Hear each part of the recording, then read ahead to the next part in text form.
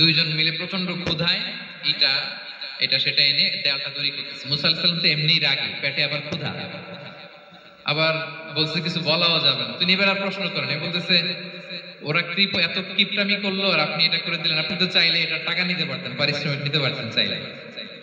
এই কথা বলার পর খিজির আলাইহিস সালাম বললেন, হাযা ফিরাকু বাইনি ওয়া বাইনিক, এখানেই তোমার আমার সেপারেশন,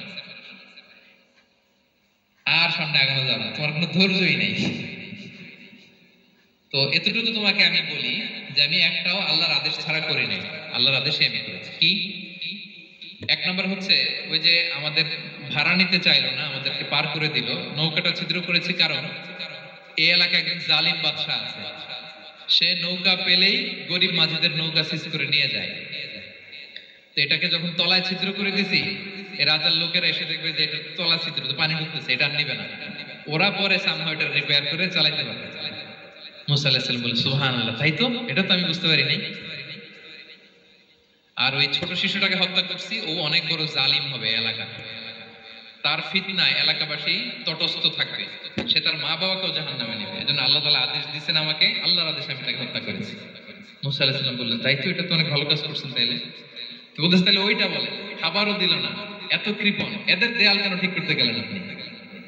তখন তিনি বললেন যে আসলে এটা একটা ইয়াতিমদের ঘর ছিল, দুইটা ইয়াতিম শিশু, তাদের বাবা মা খুব ভালো ছিল, আর এই দেয়ালের নিচে আছে গুপ্তধন, এই দেয়ালটা পড়ে যাবে, এই গুপ্তধন তারা ছোট মানুষ নিতে পারবে না, এলাকাবাসী তাদেরকে বঞ্চিত করে নিয়ে যাবে। আমি দেয়াল গড়ে দিলাম যাতে করে তারা যখন প্রাপ্তবয়স্ক হয় নিজেদের সম্পদ নিজেরা বুঝে নিতে পারে। সুবহানাল্লাহ ওয়া বিহামদিহি। মুসা আলাইহিস সালাম বলে, তাই তো, এগুলো তো আমি বুঝতে পারি নাই। তো এই ছিল খুব সংক্ষিপ্ত পরিসরে মুসা আলাইহিস সালাম খিজির আলাইহিস সালামের ঘটনা। তো রাসূল সাল্লাল্লাহু আলাইহি ওয়াসাল্লাম বুখারীতে একটা চমৎকার কথা বলেছেন, তিনি বলেছিলেন, ওয়াদিদনা আন্না মুসা সাবার হাত্তা ইয়াকাসসা আলাইনা মিন আমরিহিমা।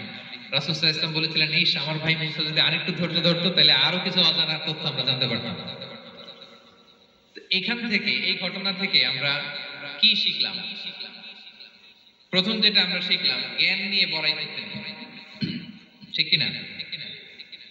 জানার কোনো শেষ নেই, জাননেওয়ালার উপরও জাননেওয়ালা আছে, জ্ঞানীর উপরও জ্ঞানী আছে। আপনি কিছু জেনেই মনে করবেন না আমি সব জানি। আপনার চাইতে বেশি জ্ঞানী অনেকে আছে, অনেক সময় বক্তার চাইতে শ্রোতারা অনেক জ্ঞানী।